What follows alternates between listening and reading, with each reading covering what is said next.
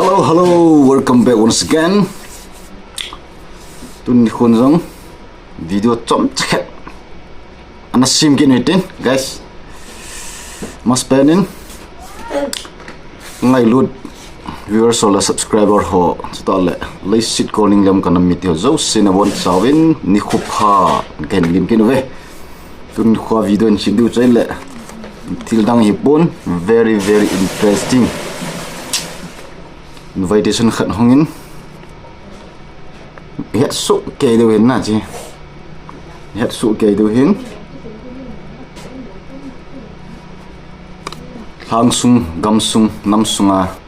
dinga nu na uchapang ate khang koi macha a hai lo hello lo amala sa zaphat chanin ngai num so ke golang iso pipa Gl.Seiminthang Khongsai Kuki chu pathin dan thinga pathin ho dan thinga znei ding hi te ko thanin Ngailut ta inji invite in bolin kyo takipa besen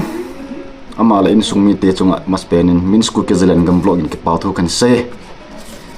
kya dingang to zol pa hin min thang Jichu kan sim do diong guys invitation Seiminthang to le hoi nei va date it alhah khat kum sang ni le som ni le go amun hi kanan phai NLBC Pamintang Khongsai op sangai kot tin kan sim do di he wedding ceremony. You are cordially invited to the wedding ceremony.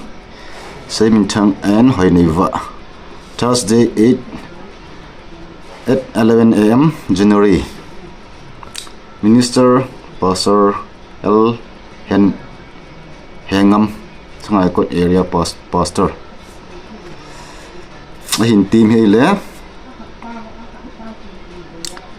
Reverend dear mangcha Khongsai apa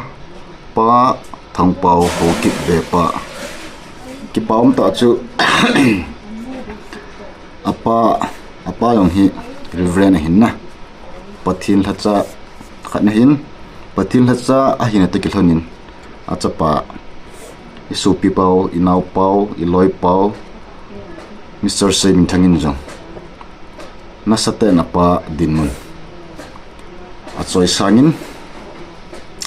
tala thumna pa thanglun ho kip tubul pastor zamlet tong thang local pastor nulun hatlom Khongsai pi cho hey guys alkanan phai wang khwa cheng reverend dear mangcha Khongsai le nu boisi Khongsai lai gilga chapata pen ta pen alai pa cha no mong mi upa na lai hin mi upa hi number 1 Hagaw lama ahin khupum pi apin ama thangwa na ding ama wa chai na ding apha nei su hi apin le pa sa dum mongin loi pa Gl.Seiminthang hi lai gilga cha pata apen hi Gl.Seiminthang Khongsai le nunga hoinei wa ho kip al mul noi wang kho cheng pastor lun khulal ho kip le nu dom nem ho kip lai gilga chanuta pen to ho dan thinga kitchen na anei hlanding a hin nangma lo nang ho zong hi chikina hi nei hung tha pi divin sa lu ta in tim na ka hin nei ve adi thu chang su ti tai pui pa kam chang di ta man de ku ki pau di ta ta banga hi man de English pa ko kari karangai lo yong guys hi chi ai la link se nei yeng kin thim pu pastor hengam sangai kot area pastor ani khu 8 January 2026 Thursday 11 a.m. ti chu hin a hin tim ho khatna reverend dear mangcha Khongsai apa anina pa thangpa ho ki bepa thumna pa thanglun ho ki tubur lina pastor zamlet to thang local pastor ngana nulun hatlam Khongsai api chu he guys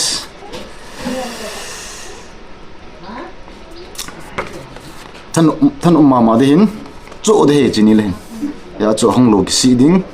chỉ vàng phải đi hi gì chứ ama rồi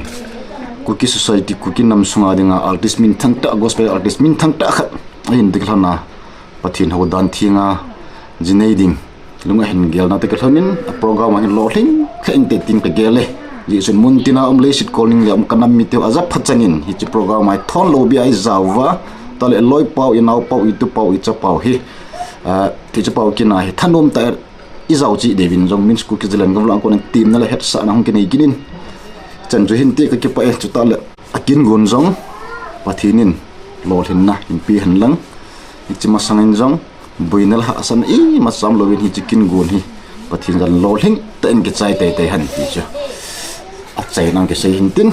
pa ki pa guys, thanks for watching.